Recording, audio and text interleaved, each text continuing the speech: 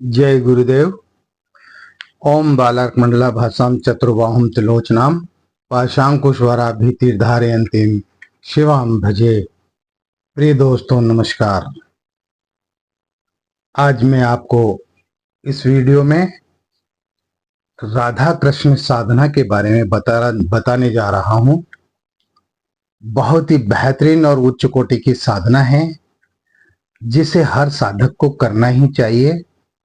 इसलिए वीडियो को पूरा देखें, स्किप न करें। चैनल पर नए हो तो चैनल को सब्सक्राइब करें, लाइक करें, वो अपने दोस्तों में शेयर करें ताकि सभी ज़्यादा से ज़्यादा लोग लाभ उठा सकें। और अगर आप चाहते हैं कि हमारा वीडियो सबसे पहले आप तक पहुंचे तो बेल आइकन को प्रेस करके ऑल पर क्लिक करें। इससे हमारा नोटिफिकेशन सबसे पहले आप तक पहुंच जाएगा। आप सबसे पहले वीडियो को देखने वाले साधक होंगे। तो आइए बात करते हैं राधा कृष्ण साधना की। इस साधना को करके आप अपने जीवन में प्रकृति के अनेक रंग भर सकते हैं। काम क्या होता है, काम की शुद्ध परिभाषा क्या है, ये मैं बहुत ही गहन शब्दों में आपको बताने जा रहा हूं और इसको समझना बहुत जरूरी है। यह एक निर्विवाद तथ्य है कि जो व्यक्ति प्रकृति के जितने सघन साहचर्य में रहेगा वह आंतरिक रूप से भी उतना ही उन्मुक्त होगा जितनी की प्रकृति स्वयं है। यही बात उन पुरुषों के विषय में कही जा सकती है जो निरंतर प्रकृति के साहचर्य में रहें और जो साधनाओं के प्रणेता बने। इसी कारणवश हमारी प्राचीन परंपराओं में सर्वत्र उन्मुक्तता का प्रवाह और आह्लाद ही दृष्टिगोचर होता है। जीवन का निश्चल विवेचन प्रकट होता है। वर्जनाएं, रूढ़ियां, पाप एवं पुण्य तो बहुत बाद की अवस्थाएं हैं।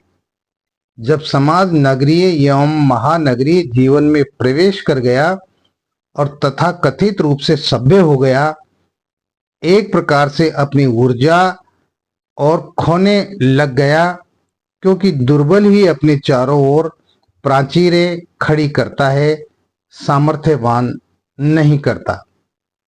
इसी कारणवश हमारी प्राचीन परंपराओं में सर्वत्र वेग है और जीवन के मूल प्रवाह काम का सम्मान करने की प्रबल भावना है। काम को केवल एक शारीरिक भाव ही नहीं वरन एक संपूर्णता के भाव से ग्रहण करने की प्रगाढ़ चेष्टा है और उसे जीवन के उल्लास व गति का पर्याय माना गया है।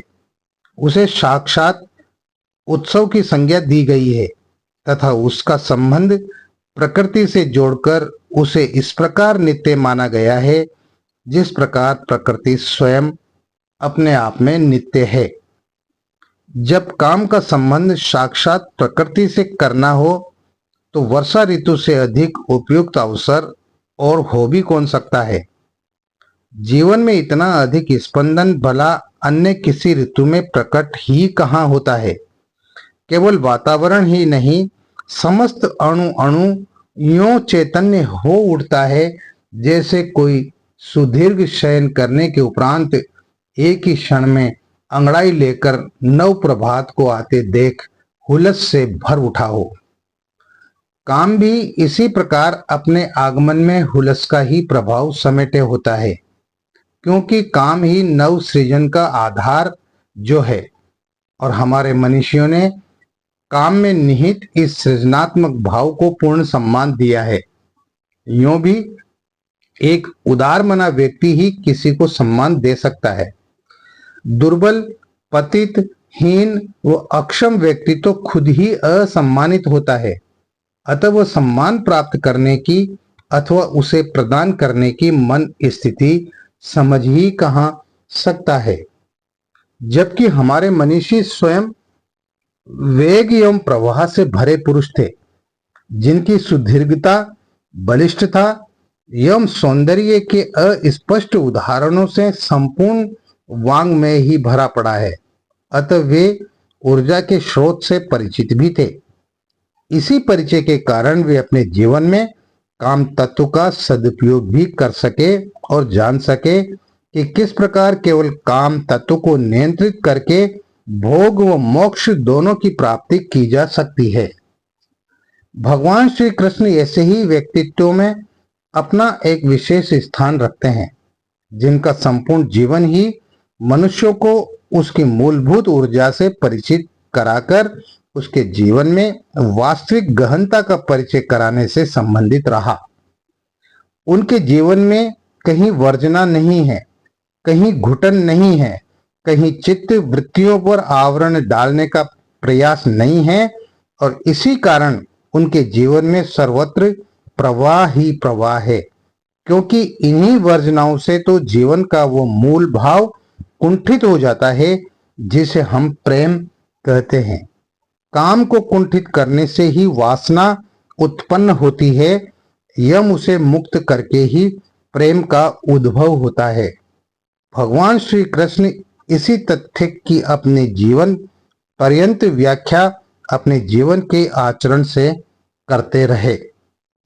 यही व्याख्या इस जगत में सर्वाधिक दुष्कर है, क्योंकि काम तत्व का परिचय किस प्रकार दैहिक भाव से विलग किया जाए, इसका ज्ञान केवल गुरु तत्व से युक्त कुछ ही युग पुरुषों को होता है, और वे ऐसा विभिन्न रूपों में संभव भी कर दिखाते हैं। वसंत उत्सव, मदनोत्सव, कामोत्सव, दौलोत्सव इत्यादि उनके इन्हीं प्रयासों के कुछ रूप है, जिनमें मनुष्य को खुलकर अपने मनोभाव प्रकट करने की अनुज्ञा दी जाती है, और फिर संपूर्ण वर्ष स्वतः ही संयम से व्यतीत करने की प्रवृत्ति उत्पन्न हो ही जाती है।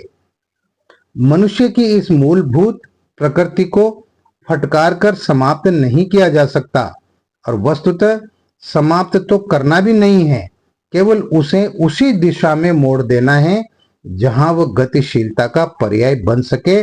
और जब यह क्रिया संपन्न हो जाती है, तभी व्यक्ति प्रकृति के रहस्य को समझ पाता है।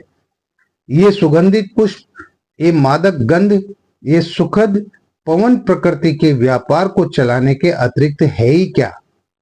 वृक्ष इसी ढंग से कीट पतंगों को आकर्षित करते हैं कि वे उनके पराग कणों का निषेचन कर बीज की उत्पत्ति करें। फिर जो कुछ प्रकृति में हमें सुगंधित, मधुर और साक्षात ईश्वर की क्रिया लगती है, वही हमारे जीवन में पतित व घृणित भाव की पर्यायवाची क्यों? क्योंकि मनुष्य ने प्रकृति की भांति सुगंध युक्त होकर, रंग व गंध युक्त होकर अपना विस्तार चक्र चलाना भुला जो दिया है। काम उसके लिए केवल कुछ क्षणों का दैहिक सुख मात्र ही जो रह गया। उसने नेत्रों की भाषा पढ़ना छोड़ दिया है, थरथराते होठों से फूटता मनुहार समझना छोड़ दिया है। फलतः अधिक से अधिक अतृप्त हो गया है, और ये निश्चित है कि इस अभाव की पूर्ति सहस्त्र शारीरिक सुखों या निरंतर अपने युग्म में बदलाव से नहीं हो सकती, क्योंकि यह तो काम का भाव है जिसकी उपासना साधना करनी पड़ती है, जिसे सम्मान देना पड़ता है, और जिसे अपनी देह में ही नहीं अपने आत्म तक में उतारना पड़ता है। काम को इसी उदात्त भावना से साधना करने का पर्व है कृष्ण जन्माष्टमी, जिससे हम उस स्पंदन को अनुभव कर सकें, तो वास्तव में ही यौवन का दूसरा नाम है। जब तक व्यक्ति इन स्पंदनों को अनुभव करता रहता है, केवल तभी तक युवा रह सकता है, अन्यथा तो जीवन में वृद्धावस्था कभी भी आ सकती है। जब काम तत्व की चर्चा हो और उसके उद्दाम वेग से उत्पन्न हो रहे फैनिल शुभ्र धवल प्रेम की चर्चा का अवसर हो, तब भला राधा कृष्ण का विस्मरण किया भी कैसे जा सकता है। प्रेम, काम, सौंदर्य, यौवन जैसे अनेक मनोभावों की व्याख्या उनके चरित्र के अतिरिक्त किसी अन्य रूप में संभव ही नहीं है, क्योंकि प्रेम और काम का इतना अधिक शिष्ट व संयमित किंतु गतिशील उदाहरण कहीं और मिलता भी तो नहीं। साधक स्वयं अनुभव कर सकता है कि वह इस युग्म की चर्चा, चिंतन और साधना में जितना अधिक लीन होता है वह जीवन के उतना ही समीप होता है।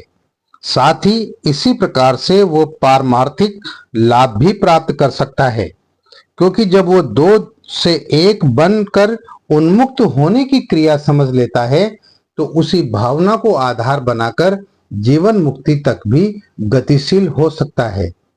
आश्चर्य है, हम प्रतिवर्ष ही कृष्ण जन्माष्टमी का पर्व मनाते हैं, प्रतिवर्ष ही उत्साह और उमंग का भाव संजो लेना चाहते हैं, काम तत्व की प्रतिष्ठापना भी करना चाहते हैं, किंतु इन सभी के मूल स्रोत राधा कृष्ण युग्म की साधना अर्चना नहीं करते हैं, जबकि यही तो उस उन्मुक्त वेग की गंगोत्री है जिसे काम तत्व कहा जाता है, तथा ऐसी गंगोत्री से उद्भूत होने वाली कोई भी भावना न तो हेय हो सकती है, न अशुभ और न पतित, क्योंकि ऐसी धारा ही तो अनेक सकारात्मक कार्य कर सकती है। इसी गंगोत्री से ही कामदेव भी प्रकट हो रहे हैं तथा रति भी, क्योंकि भगवान श्री कृष्ण का तो मूल स्वरूप क्लीम, जो कि काम बीज स्वरूप ही तो ऋषियों मनुष्यों द्वारा स्वीकार किया गया है। यह स्वरूप भी तब तक अधूरा ही है जब तक राधा जी की समाहिति नहीं होती। बिहारी का कहना है, मेरी भव बाधा हरो राधा नागरी सोए, जा तन की झाई परे श्याम हरित धुति होए। केवल कवि की एक भाव व्यंजना ही नहीं है, अपितु जब तक श्याम रूपी पुरुष पर राधा रूपी आह्लाद की वृष्टि नहीं होती तब तक वह श्याम यानी उदास ही तो रहता है, और इसी धुति के फलस्वरूप फिर वह श्याम से हरित हो जाता है, अर्थात प्रकृतिमय हो जाता है। जब वो प्रकृतिमय हो जाता है तभी तो सृजनशील हो सकता है, प्रकृति की भांति अनेक रंगों व सुगंधों से भरे पुष्पों से युक्त हो सकता है। अतः यह युति किसी सांसारिक स्त्री पुरुष युति की पर्याय नहीं, वरन जीवन के उद्वेग को प्रसन्नताओं से सराबोर कर देने की और खिलखिलाहट की उद्दाम युति है। साधकों को चाहिए कि वे इस वर्ष श्री कृष्ण जन्माष्टमी को ये साधना अवश्य संपन्न कर अनुभव करें कि उनके विगत जीवन से कितना अधिक परिवर्तन उनमें आ गया है। इस साधना को करने में किसी भी प्रकार का कोई बंधन नहीं है। इस साधना को अगर एक दिन में करना चाहते हैं तो उसके लिए जन्माष्टमी का दिन अवसर सबसे उत्तम है, और अगर जन्माष्टमी के अलावा आप इस साधना को करना चाहते हैं तो ये साधना किसी भी कृष्ण पक्ष की अष्टमी से प्रारंभ की जा सकती है और लगातार 11 दिन तक आपको ये साधना करनी पड़ेगी। इस अद्वितीय साधना को संपन्न करने में रुचि रखने वाले साधकों को जन्माष्टमी को रात्रि ही स्नान आदि से मुक्त होकर इसे अधिक से अधिक 8 बजे तक प्रारंभ कर लेना चाहिए। साधक के पास ताम्र पत्र पर अंकित अत्यंत गूढ़ राधा कृष्ण यंत्र होना आवश्यक है। राधा कृष्ण यंत्र आप पूजन सामग्री की दुकान से प्राप्त कर सकते हैं, या फिर इस प्रकार का यंत्र आप ऑनलाइन मंगवा सकते हैं।